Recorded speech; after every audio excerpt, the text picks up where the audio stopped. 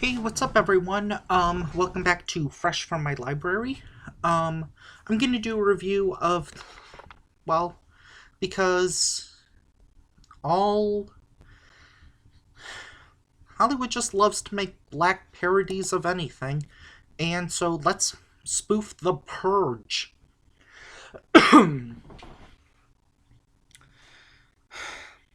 There's not really a whole lot to say.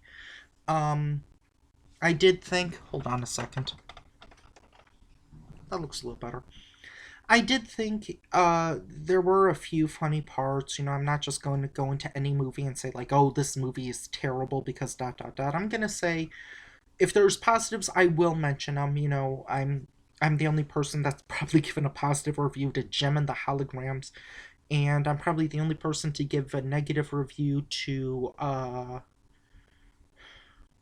maybe Back to the Future 2 or 3, one of those. So anyway, Gary Owen, I'm a fan of him. I find him very funny. He has a couple of funny jokes because he can just he has that comedic voice or comedic style to where he can probably make almost anything funny, and he's pretty funny in this movie. This movie has a bunch of cameos which are kind of dumb. Basically, the plot is Mike Epps is this super nice guy who has taken his family from the slums of Chicago to Los Angeles, and then the purge happens. That's pretty much the plot. However, we then find out that his father was a drug dealer and like had ex girlfriends, ex wives, dot dot dot. Uh, the son loves dressing up like a vampire. I'm not sure what that's referring to. And the daughter has this really annoying boyfriend who, spoiler alert, but not really because this happens in the first like 30 minutes, he dies, and I'm like, oh, thank gosh. He was annoying. There's also a wife, which I don't remember her plot line. It's been a few weeks since I've seen the movie, and I'm not. This isn't one I'm gonna rewatch. I'd rather rewatch like Acrimony or something. Um, and there's also Mike Epps' character's brother, which is also kind of annoying, but fortunately, he kind of mellows out.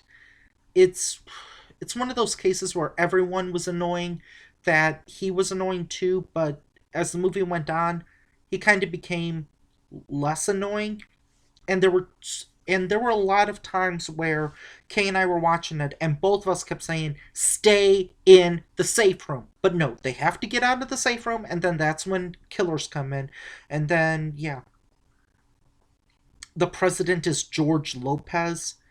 He plays President El Bama or Bama or something. I don't know, Bama.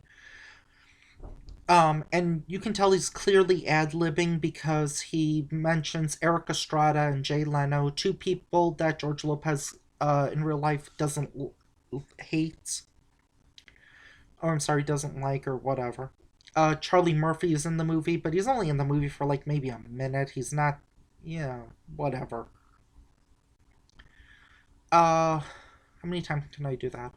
Mike Tyson is in the movie, and they make a reference to him biting that guy's ear off.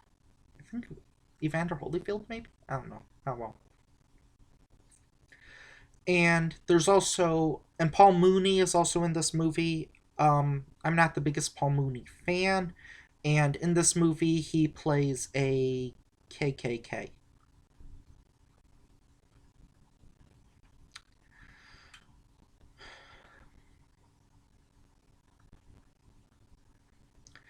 This movie, how am I gonna pad this out? This movie, at the end, does set up a sequel where, and Kate thought like, oh, there's a KKK person, and I'm like, no, that's Jason Voorhees. But apparently, this one, according to IMDb, the sequel, The House Next Door, is like a parody of Fright Night. You know, that topical 1980. 1985 or so movie. That's topical, I guess.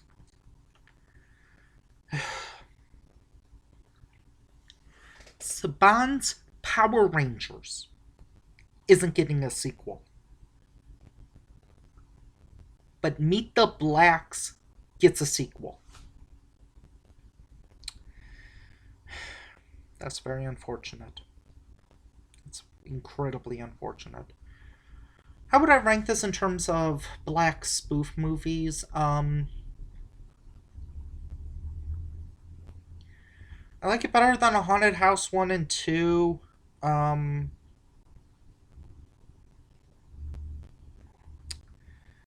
I think this movie had more funny moments than 50 Shades of Black.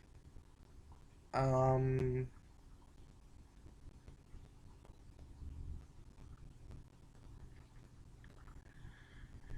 Naked wasn't really a parody, but that one was maybe a little. That movie was. That movie. I liked Naked more than I liked this movie because this movie, Meet the Blacks, contained one of my biggest annoyances of just constantly saying racial epithets over and over again. That can only go for so long before it becomes very one note and repetitive. And this movie got repetitive in the first like 3 or 4 minutes. There's also references to drugs. Oh, in Meet the Blacks, there's references to drugs. There's references to killing people. Um, it's not a good movie at all. Uh, yeah, that's about it.